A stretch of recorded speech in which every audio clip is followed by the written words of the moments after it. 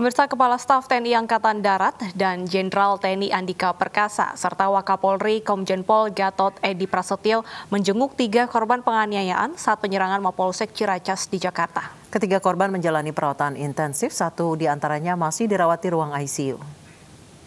Ketiga korban yakni Bribka Tukim dan Bribda Dimas, 2 anggota Polsek Pasar Rebo, dan 1 bekerja media bernama Maulana saat ini masih dirawat intensif di Rumah Sakit Polri Kramat Jati, Jakarta Timur.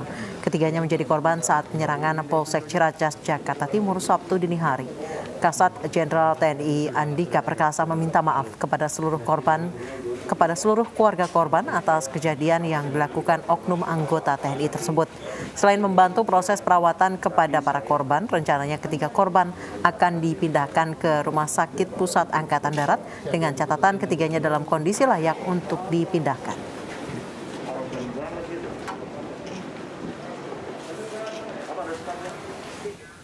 5 orang tewas dalam kebakaran sebuah toko elektronik dekat Pasar Blauran, Surabaya, Jawa Timur. Kelima korban merupakan satu keluarga yang menghuni toko elektronik 2 lantai tersebut. Setelah api bisa dipadamkan, 5 jenazah dievakuasi ke Rumah Sakit Dr. Sutomo, Surabaya.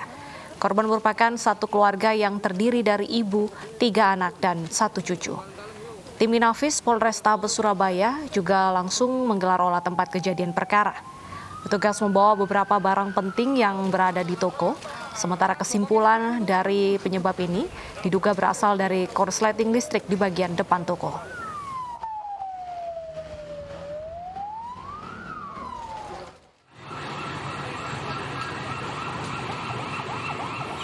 Kebakaran pertama kali terlihat pada pukul 8 waktu Indonesia Barat. Tim pemadam kebakaran berjibaku karena terhalang pintu jeruji, sedangkan asap semakin menebal.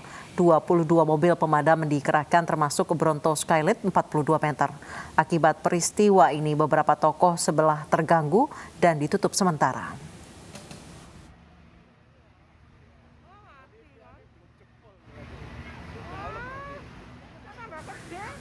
Pemirsa, di tengah pandemi COVID-19, penjualan miras ilegal melalui media sosial semakin merebak. Direktorat Jenderal Bea Cukai menggerebek salah satu bar yang memproduksi miras ilegal berbahan alkohol pembersih tangan.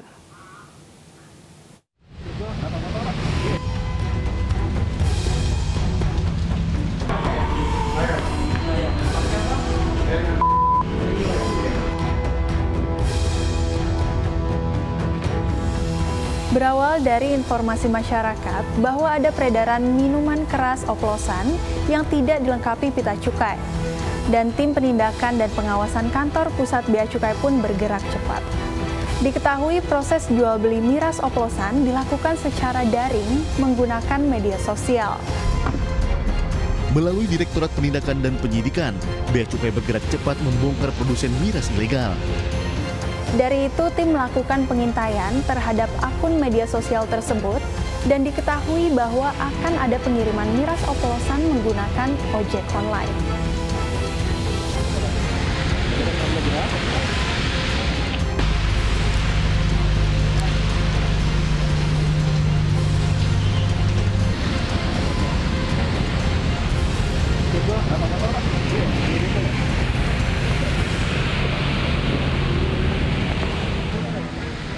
Dari pengakuan pengemudi ojek, barang bukti berupa miras ilegal merupakan kiriman dari salah satu bar di Jakarta Selatan. Nanti aja ya.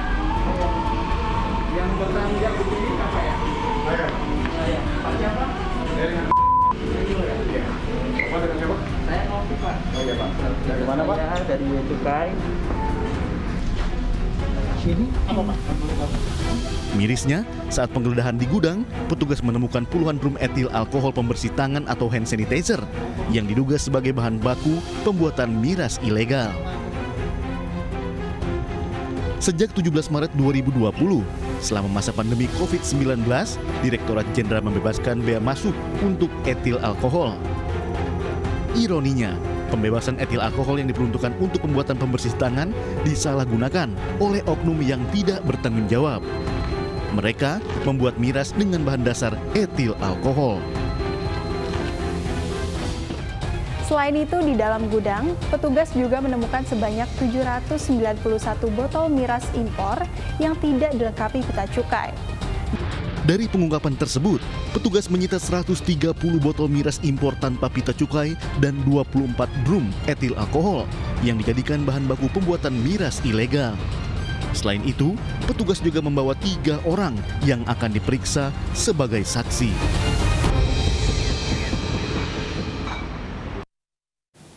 Gerebek bar yang juga produsen miras ilegal menjadi salah satu berita utama program Indonesia Border. Saksikan selengkapnya malam ini pemirsa pukul 9 waktu Indonesia Barat.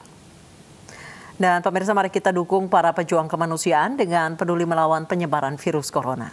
Bantuan bisa disalurkan melalui rekening yang tertera di layar televisi Anda.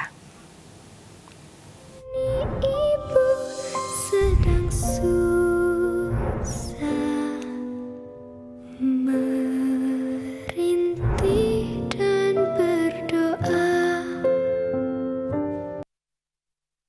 Dan pemirsa, usai sudah kebersamaan kita dalam iNews sore hari ini, mewakili teman-teman yang bertugas, saya Anissa Dasuki. Dan saya Bernadetta Ginting pamit undur diri. Terima kasih atas kebersamaan Anda. Selamat malam dan sampai jumpa.